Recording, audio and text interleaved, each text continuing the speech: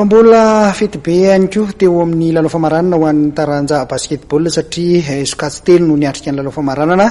Teo amin'izay taranja basketball izay dia ny vétéran sy ny sokajy jeune ary ny sokajy vehivavy izany.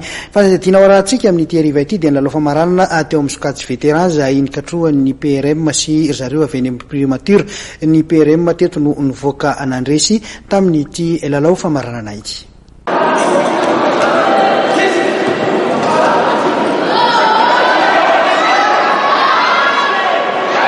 Ny ekipan'ny fiadidinan'ny Repoblika manao akanjo manga no nandrobaka ny Amboara manoloana ny ekipan'ny primature manao akanjo mena eo amin'ny lalao famaranana fiadinan'ny tompon-daka regionaly eo anivon'ny fikambanana AJF.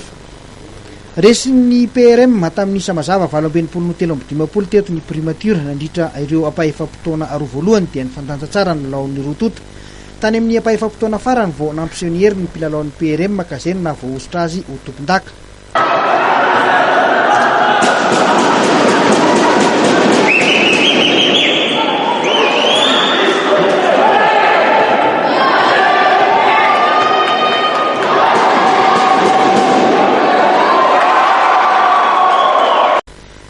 Nizotra araka ny tokony ho izy ny faninanana teto Analamanga hoe Andriamatoa John Love lohan'ny AJF.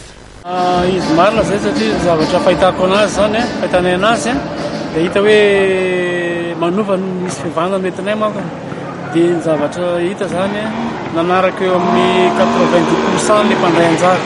Ina moa zavatra fivana mieritreritra atao dia ny fiadivana amin'ny resaka mercenaria efa tsy dia hita firy-tsony le izy dia avy eo amin'ny resaka mifandrindrana ny compétition amin'ny ankapobeny izany isan'ny mahasarotana anay na araka le teneniko foana hoe raha naiza ninina zany ny voan'ilay compétition atao fa rehefa misy mercenaria sy ny tany fantatra misy olona tsy piasa-panjakana mandray anjara anatin'le izy dia tsy maintsy midina mandray décision zay dia ny fanasaziana sy sy famoahana ny tsy fahafahan'le olona mercenaire mandray anjara ary fanasasiana le ekipa.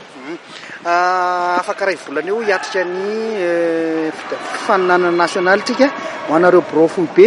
Inona ny tena atao hoe hiavaka ary inona ihany koa ny tsara ho fantatry ny mpandray anjara amin'izany faninanana nasionaly zany? Ia, le miavaka maraka le resako iny le resaka amin'ity zany tena hojerena 98% hoe mpiasa-panjakana marina no andray anjara fa tsy solafa ivelany zany. Zany hoe apetraka nay mihitsy le ambiance fonctionnaire zany. Izay zany zavatra apetraka. Ny tsara fantatry ny mpandray anjara rehetrarehetra efa manatiny mandrindra sy manao suivi zay amin'ny resaka ny afahan'ny tsirairay mandray anjara zany anatin'ny compétition zay atao anaty Tamatave.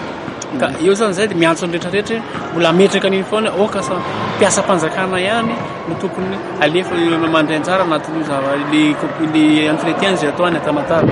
Zay nga mbola azoko resahana presque ny Tamatave moa zany efa izay efa midinany foana mijery ny infrastructure ny logistique sy ny resaka ny hébergement sy ny tariny efa plus ou moins 70% zany to ny fanomanana Tamatave efa milamina 30% ny fivezivezena ny Tamatave. Hatreto zany afa-po zay ary vonatanteraka zany zay karaha dirina amin'ny resaka nasionaly. Tokana ny hoe voninahitra ity lalao famaranana teo amin'ny taranja basketball ity Ramatoa Joasy Leonor ministry ny kolotsaina. Tsara mihoatra zao ny eo sehatra nasionaly arega neka samy atanteraka koa ny saparitra satria manampy amin'ny fanatanterana ny adidy mavesatry ny mpiasa-panjakana fitezana tena fitezana rabatana dia mampirisika sy mirarosoa zay mpiantsehatra rehetrarehetra ary misaotra ny mikarakara. Barany fa zava-dehibe loatra ho an'ny mpiasa-panjakana ny fanatanjahantena. Teo amin'ny sokajy vehivavy dia ny ministeran'ny fahasalamana no nandrombaka ny larana voalohany rehefa nandresy ny nae tamin'ny 1970. Teo amin'ny sokajy jeune kosa dia tamin'ny elanelanisa tokana 420 no 320 no ibatan'ny université Antananarivo ny fandresenana ny lonan'ny MCASP.